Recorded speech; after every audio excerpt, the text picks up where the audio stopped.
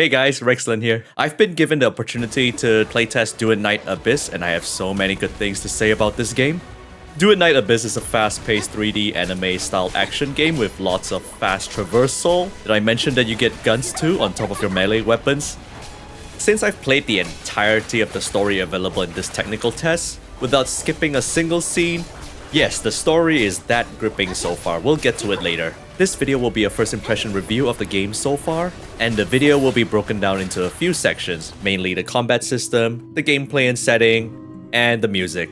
So let's get straight into it.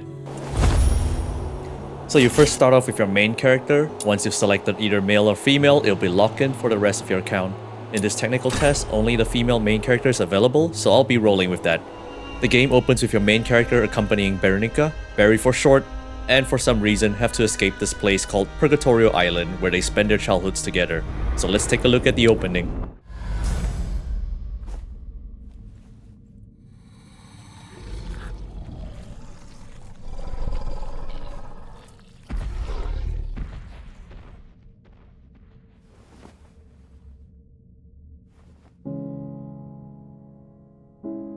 Judging by the in-game settings, Duet Night Abyss appears to be available in English, Chinese, Japanese, and Korean voiceovers. But since this is the tech test stage, I wonder if there'll be more language options in the final product.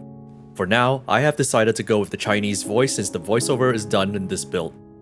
When I was playing this, I already found the main character to be so cute, the little sister type, or the little brother if you're playing the male MC.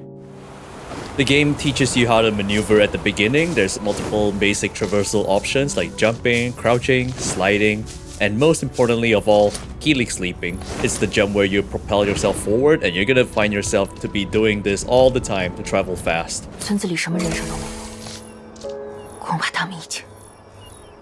As they make it to the exit of the cave, they'll find that their village has been overrun by filthoids, the enemies of this game. Once we've retrieved their weapons, the game switches over to Berenica, and that's where the combat tutorial begins.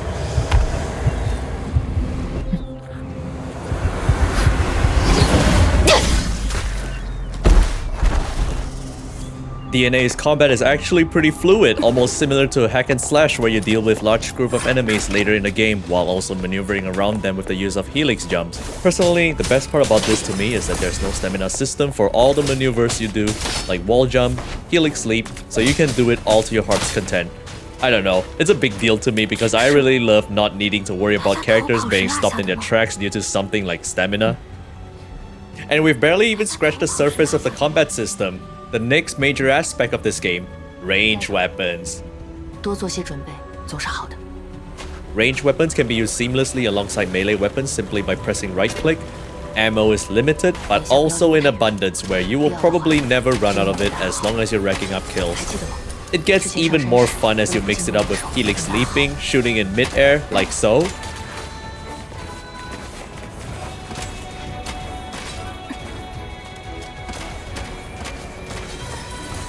If you've been following my channel, you should know that personally, I am a big fan of action games, and I feel that this combat flow is right up my alley. There is so much unrestricted movement, and what you see here is just my gameplay as a newbie, so I would imagine that the ceiling of this game can most probably reach even greater heights. Not to mention, this is only a technical test, not even closed beta, and it already looks so polished. Imagine the final product with the systems and graphics looking even better than this. There is just some sort of satisfaction as you're dancing and gliding around your enemies while decimating them. As I've mentioned earlier, it really gives you the hack and slash feel where you're dominating hordes of enemies most of the time, and it's not the type of game where you need to really worry about dodging the little stray attacks most of the time. We're nearing towards the end of the prologue where there will be a boss fight and you will get to witness how the game opens, so I'll shut up and let you see it for yourself.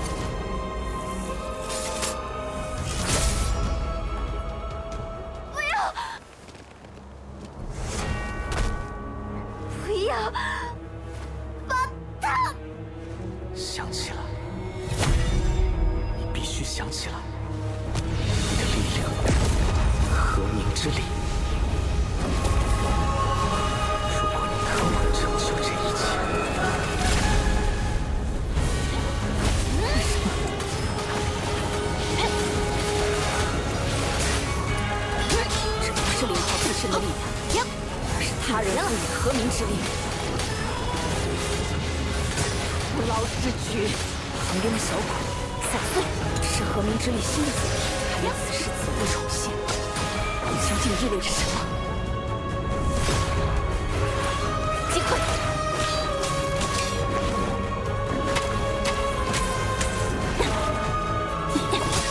散碎！危害你，我绝不亏欠。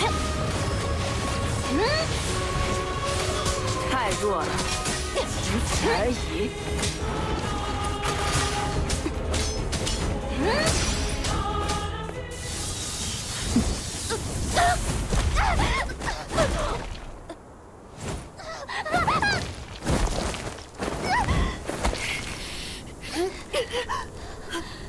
你误会了，这不是谈判，是命令。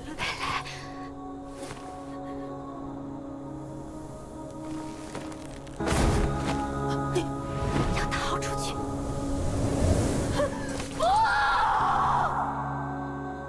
我来考考你，眨眼3次，这个暗号。用不着贝蕾提醒，我早记住了。眨眼3次的意思是，即使只剩一个人，你也要坚强的活下去，直到我们再次相逢。Man, what an opening, am I right? The cutscenes, the story, the music. I would even say it's like a full-fledged RPG at this point. And the best part, it's just tech test.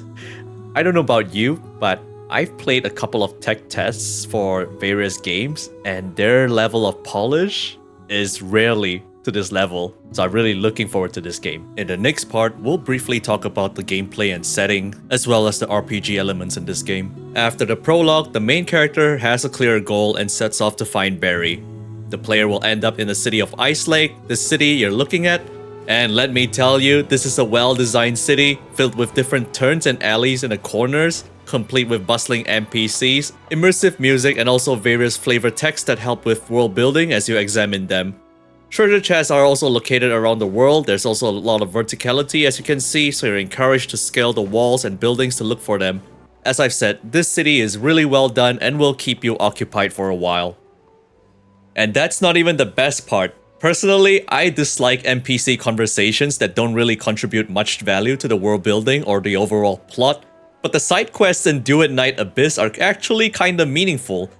And the fun part is that you can select dialogue choices that affect one of the 5 alignments that your character has. I kept picking the sarcastic, chaotic replies, and by the end of this test, I was pretty much a chaos stat main. These stats benefit you when you make your corresponding choices because you get a D100 dice roll to progress the side quest to the next phase. Don't worry, you'll get rerolls for this even if you fail. What I really appreciate is that the NPC replies are tailored to your response. Most games only have a singular response to the type of reply you give and then they just go back to the default tone of the conversation. But the dialogues here go beyond that, so it feels a lot more lifelike. Like the current example here is us trolling this guard all the way to the end. Apart from that, the maps are semi-linear open world with their own respective mini-maps. You can encounter enemies along the way, find treasure chests, and even dungeons. So this is where most of the exploration really happens in the game. You're also free to fast travel to any unlocked waypoint in the map, so backtracking is not an issue. And in this tech test, we have 2 regions available to play. Purgatorio Island, which is where we started at the beginning of the game, and Cocytus, which is where Ice Lake is. You can even go 1 level above to view the world map. I really appreciate this because it gives me an idea of where the story is being held, and I'm also looking forward to the other regions, perhaps outside of this cold area. And lastly, if you look at the bottom left, it's Sanctuary. Yes, we get to have our own home instance based in Ice Lake, and maybe one for each city in the future, who knows? In Sanctuary, you can set up to 3 characters to hang out in the area and even talk to them. This is also where you do most of your gear management and upgrades like the shop, the blacksmith, where you can craft your weapons and even accessories. Which brings me to the next point, the progression in this game. In Duet Night Abyss, you actively control only 1 character, so let's go down the list together. Starting from attributes, characters are categorized into Hydro, Pyro, Anemo, Electro, Lumino, and Umbro, your usual element wheel. And if you click on the stats on the right, it'll bring up a detailed view with the tooltips explaining the stats. So NMO does damage over time, for example. Very handy for new players. It also tells you the weapon they're proficient at for bonus attack, although every character can equip any weapon. At the bottom is Demon Wedge, that's basically the gear system in this game. We'll get to that later. Let's take a look at the skills. All characters have a combat skill and an ultimate skill mapped to Q and E respectively, and a passive skill. What I absolutely like about this page is that they added a mini video giving you an idea of how the skill looks like and is used. Not enough games do this for some reason. It really helps when the skills have a wall of text. Next, we have the weapons, melee and ranged. As far as I know, weapons can be crafted and everyone can use any weapon because the attack type is tied to the weapon. For example, polearm combos look like this on any character, and sword would be this combo instead.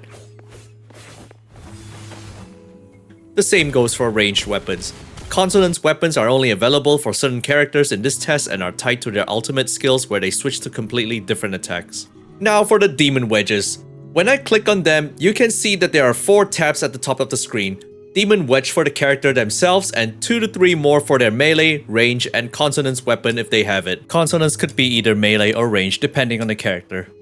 Now, there are total 9 Demon Wedge slots to be unlocked eventually, and then in the middle there is a tolerance stat which also increases as the character progresses. Think of it as cost points to equip the Demon Wedges. Demon Wedge's tolerance stat increases as they're upgraded as well, so you will have to work around this. However, I have some really good news for you regarding this Demon Wedge gearing system. First of all, there are 2 types of Demon Wedges, character and weapon, with weapons split between melee and ranged. And they can be shared between characters you control. Same weapon type wedges can also be shared. So in Berenica's case, her melee weapon and her consonance weapon can both share the same melee Demon Wedges. In other words, technically you don't have to farm an extra set unless you're going for a specific build. And this generosity doesn't stop there. Secondly, Demon Wedge's stat growth is fixed. There is no RNG involved whatsoever when you're leveling up Demon Wedges, as you can see here. The only trouble you need to do is farming the right stat type that you want and also this thing called tracks, which I'll explain in the next part.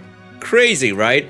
I love me a game that doesn't dogpile layers of RNG in its gearing system. As for tracks that I just mentioned, Demon Wedges later will drop with this additional icon called tracks. To put it simply, Demon Wedges come with tracks and so do your character's Demon Wedge slots. When the track type matches, you get to enjoy lesser tolerance cost, allowing you to min-max wedges in the endgame. So yeah, this is endgame stuff. But again, the good news is that you can use a consumable item called a track shift module to adjust the track type of each slot. In other words, if you have a mismatched track set of really good endgame Demon Wedges, you can eventually adjust all of the slots to fit them. So I really love that there is so little RNG involved in this gearing system as a whole. Lastly, Intron. This is a straightforward system. It's basically where duplicates of the same characters go to further improve their abilities. At the bottom, we have the Tactical Backpack, basically your quick item wheel allowing you fast access to things like healing, consumables, and sigils. What are these character sigils, you ask? A very good question. Allow me to show you. That's right. When you give a character an unused weapon, be it melee or ranged, you can summon up to 2 of them as AI assists in your team. And you can take them anywhere you go, even for resource farming stages. And the devs made sure that they will never get stuck because the AI will always teleport to you after a certain distance. I think this is a great addition to the game since you can have your own support characters support you while you slay the enemies. The other item in the backpack is purely for fun, and that is emotes. Perhaps we can mess around with friends with these in the future. Last but not least, the dressing room. Of course we're gonna have something like this. This is where the accessories go. You can customize the characters with cute accessories for the head, face, hip, outfit, and their headwear. This is where I hope we get awesome skins for them in the future. Now that's something to look forward to show off to people in co-op maybe. I wanted to talk more about this game, but alas, we have to move to the final section. The music and immersion. This one, you'll have to experience it for yourself instead of taking my word for it, but while I was playing the technical test, the music really slaps and fits the mood of the place. I'm actually interested in buying their official soundtrack if they ever did merch for it. For example, listen to the piece in this place.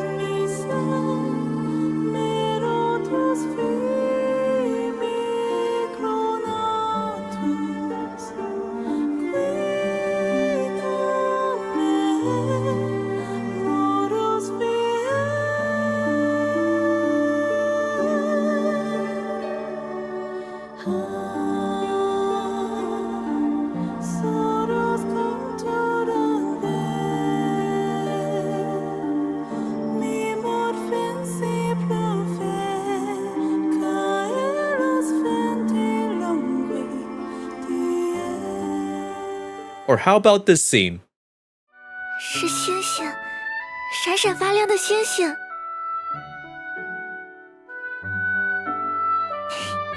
你看了我写的故 It 事， really 对 adds 不 up 对？ and enhances the RPG 爷爷 experience. 喜欢看天空，但那里除了一片漆黑，什么也没有。如果能看见星星就好了。